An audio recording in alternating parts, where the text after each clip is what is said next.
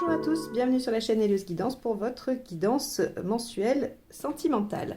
Alors pour ce faire, on va utiliser comme d'habitude le portail des 12 d'Alias Kay pour les cartes signes, les arcades majeures du tarot de Marseille Grimaud pour la dominante du tirage relationnel que j'effectuerai avec le tarot Grand Luxe de Kiro Marchetti.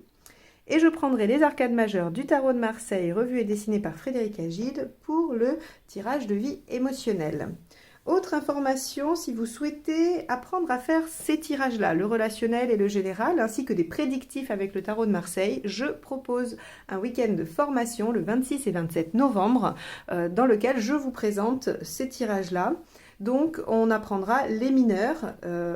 Il faut effectivement avoir déjà peut-être une certaine connaissance des arcades majeures que je ne reproposerai pas là. Mais en tout cas, on va aller voir les principales différences entre les mineurs Marseille et les mineurs Rider. Et vous repartirez avec une méthode de lecture et d'analyse pour les tirages que je présente ici, plus, comme je le disais, des prédictifs avec le tarot de Marseille. Donc si vous souhaitez vous inscrire, n'hésitez pas à m'envoyer un mail, vous avez toutes les informations juste en dessous, vous cliquez sur heliosguidance@gmail.com je crois, et vous m'envoyez votre volonté de vous y inscrire. Et sinon, vous aurez toutes les modalités de temps, d'horaire et de tarifs sur mon site où je présente les formations, donc n'hésitez pas à aller jeter un œil. Voilà, je crois que je vous ai tout dit. Alors évidemment, vous pouvez toujours télécharger les méthodes d'analyse et de lecture du tarot que j'ai mises en autonomie aussi également sur mon site Podia. Donc là, évidemment, vous aurez à peu près les mêmes informations, sauf que vous n'aurez pas l'aspect pratique qu'il y aura avec moi en séminaire. Mais c'est tout aussi possible pour vous d'y avoir accès immédiatement.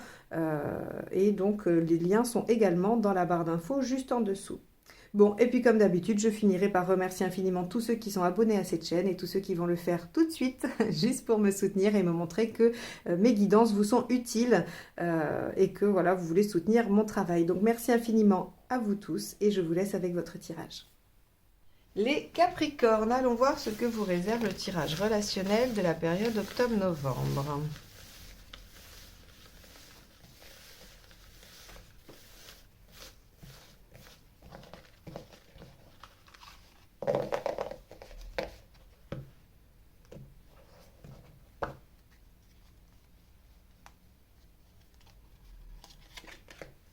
Le pape. Ok. Alors avec le pape, on a de l'évolution, on a des accords, des validations, on peut avoir de l'aide, du soutien, mais je dirais que dans un tirage relationnel, ce que ça nous évoque, c'est surtout le fait d'officialiser ou d'évoluer vers quelque chose dans la relation. On va aller voir, on va aller voir tout de suite comment ça se manifeste du côté de l'état d'esprit du partenaire. Tous les Capricornes ne vont pas se marier quand même. Surtout que la saison des mariages est un peu passée. Bon, même s'il n'y a pas vraiment de saison particulière pour se marier, mais octobre-novembre, c'est pas le boom. C'est pas le plein boom des mariages. Bon, après, l'engagement et l'évolution, ça peut être le simple fait de faire des projets ensemble qui vous engagent dans la durée. Ça peut être d'officialiser auprès de vos amis, de votre famille, des choses comme ça. Allez, état d'esprit du partenaire. L'ermite, d'accord. On a un partenaire qui semble, alors soit être en pleine démarche de développement personnel, et donc évidemment en réflexion par rapport à son, comment dire, à son passé et à surtout ne pas reproduire les mêmes erreurs, ce qui pourrait l'encourager à s'engager davantage avec vous, par exemple, c'est une option. Mais en tout cas, on a un partenaire qui semble un petit peu replié sur lui-même quand même. Et vous, Arcane 13, vous avez envie de changer radicalement. Très bien, vous êtes déterminé. Déterminé et vous avez envie de changer. Bon, alors on va voir. C'est pas vraiment des énergies qui vont avec le pape, donc on va voir comment ça peut évoluer. On va aller voir la problématique qu'il y a dans cette relation. Le 7. D'accord. La problématique dans cette relation, c'est de développer son potentiel. Vous savez, le 7 de denier, c'est j'ai une réussite. Et cette réussite, j'ai le choix, pardon, soit de la consommer, voilà, j'ai récolté quelque chose et je l'utilise, ou bien j'ai récolté quelque chose et je le redéploie en l'investissant, alors d'une façon ou d'une autre, hein. Et là, en fait, si vous voulez, la problématique, c'est que c'est comme s'il y avait une bonne base entre vous, comme s'il y avait quelque chose qui dit que cette relation est porteuse, mais que vous vous trouviez bien embêté pour en développer ce potentiel. Comme si vous n'arriviez pas à avancer. Alors c'est rigolo parce que on a le pape, l'évolution, donc ça veut dire que finalement vous allez y arriver, mais au moment où vous écoutez ce tirage, je pense que vous avez un partenaire qui est un peu de son côté, vous qui voulez absolument faire les choses, mais avec l'incapacité ou l'impossibilité de développer davantage. Alors on va regarder. Hop là. Ce qui vous aide et ce qui vous aide pas, parce que ça va nous donner quand même une lecture un peu plus précise. Les intentions seront intéressantes aussi. Ce qui vous aide, la force. Maîtriser la situation, prendre sur vous, essayer de contrôler votre instinct. Ok. Et ce qui ne vous aide pas, d'être dans vos peurs. De rester dans vos peurs. 5 de denier, hein, vous savez, c'est peur de manquer, peur de perdre. Qui n'est pas justifié. Avec le 5 de denier, on sait que c'est pas justifié, ce sont des peurs qui sont ancrées en nous, mais qui n'ont pas de fondement dans la réalité. Hein, par exemple, vous ne sortirez jamais un 5 de denier pour quelqu'un qui reçoit lettre sur lettre du huissier disant qu'il va être expulsé. Ça, c'est pas du 5 de denier puisque la menace est réelle. Hein, la menace est vraiment réelle. Le 5 de denier, c'est quand je suis en relation, j'ai peur qu'on m'abandonne. J'ai toujours peur de manquer d'argent alors que mes comptes en banque sont pleins. Ça, c'est du 5 de denier. Hein. Donc, ici... on voit bien que dans cette relation, vous avez du mal à déployer le potentiel parce que je pense qu'il y a un manque de maîtrise.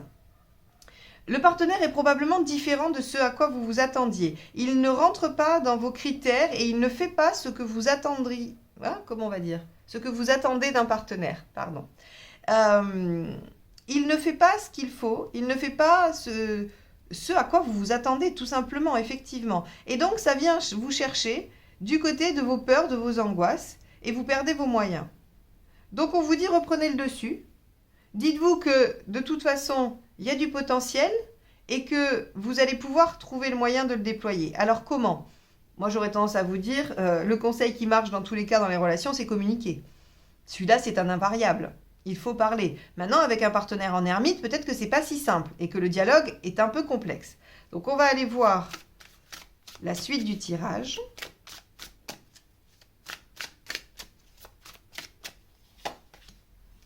Bon, super, l'intention du partenaire. Peut-être qu'il n'est pas très démonstratif, mais en tout cas, avec un page de coupe, il a l'intention, effectivement, de déployer le potentiel de la relation avec vous.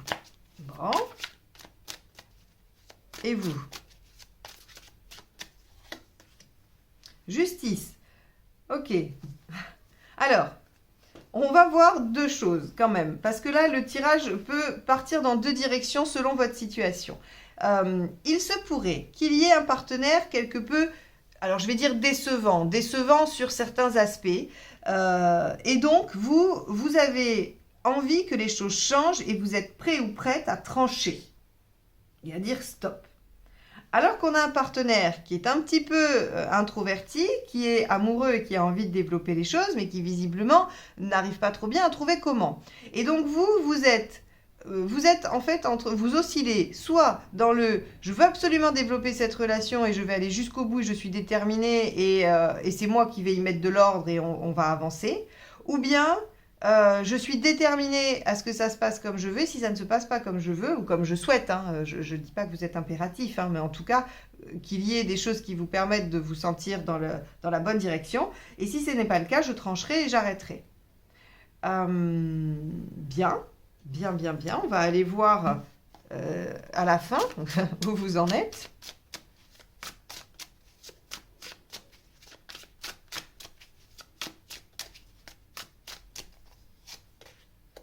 Bon, super. Il y a du renouveau. Alors, soit cette relation n'avait jamais démarré et elle va démarrer, hein, As de denier, soit c'est une relation qui était déjà existante mais qui était mal en point et on a un nouveau départ, avec toujours cette histoire de potentiel. Rappelez-vous, hein, le 7 nous disait que le problème c'était de déployer le potentiel de réussite de cette relation, et en résultat on a l'As de denier qui nous dit mais il y a un bon terreau, il y a un bon début, il y a une bonne base, il va falloir travailler à développer ça. Alors quels sont les conseils? Page de bâton. Changer ce qu'il y a à changer avec le page de bâton. Et oui, et communiquer également. Hein. Avec le 3 de denier, regardez les petites avancées. Hein, ne vous dites pas, on n'est pas au bout, c'est pas réalisé, c'est pas complet, on n'est pas épanoui. C'est regarder les petits pas que vous faites vers cet épanouissement ou cette réussite. Et avec le 2 de bâton, faites un choix. Bah oui, vous, de toute façon, vous êtes entre deux. Hein. Vous vous dites, c'est soit ça passe, soit ça casse, en gros. Bon, on a tendance à vous dire qu'il y aurait du potentiel, qu'il faut peut-être essayer différemment avec ce page de bâton. Mais en tout cas, il va falloir que vous fassiez un choix et que vous vous engagiez dans une direction. Soit vous restez, soit vous partez. Sachez que, de toute façon, ça évolue. Hein, ça évolue, et ça évolue, à mon sens, positivement dans la relation. Si vous décidez de vous atteler à développer le potentiel de la relation. Le partenaire semble peut-être un peu discret, mais il tient à vous et il a l'intention de développer la relation. Donc poussez-le un petit peu peut-être dans ses retranchements, hein, pour le pousser à changer ce qu'il doit changer et à vous montrer, hein, quelques petits résultats. Voilà pour vous les Capricornes. J'espère que ce tirage vous aura donné une vision différente de la situation, qu'il vous apportera en tout cas de la matière pour mener votre réflexion et trancher. Bien sûr, vous êtes libre de trancher dans le sens que vous souhaitez.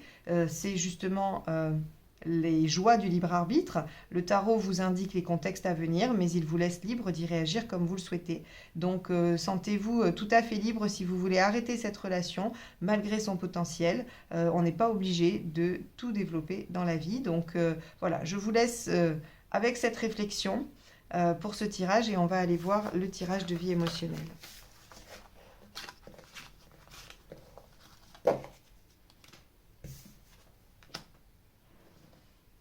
Allez les Capricornes, c'est parti.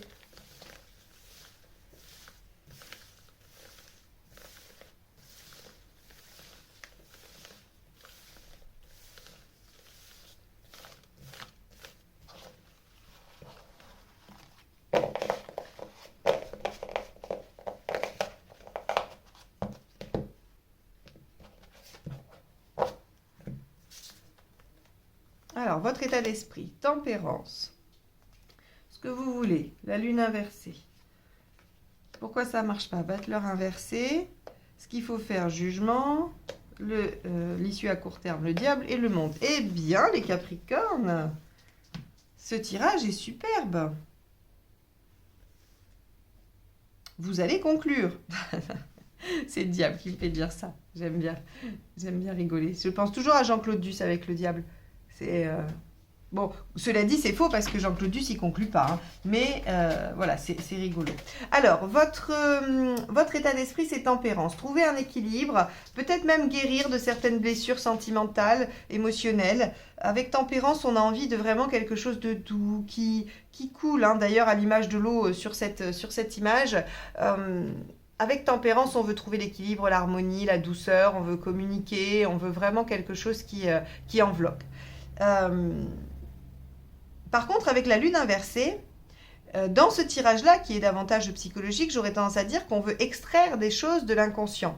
On veut aller mettre dehors tout ce qu'il y a à l'intérieur de soi. C'est comme retourner un sac à main, la lune à l'envers. Hein. C'est-à-dire qu'on va aller vider tout ce qu'il y a au fin fond, hein, et qu'on ne trouve jamais ou qu'on n'atteint plus parce qu'il y a trop de fouillis dans ce sac. Eh bien, imaginez que voilà, avec la lune inversée, vous voulez retourner ça pour sortir ce qu'il y a au fond.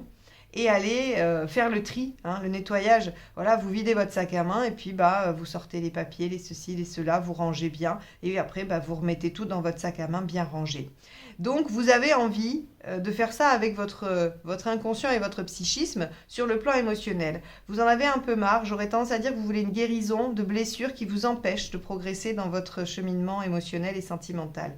Et qui probablement joue dans votre célibat, ou dans votre façon, en tout cas, de vivre votre vie relationnelle et émotionnelle.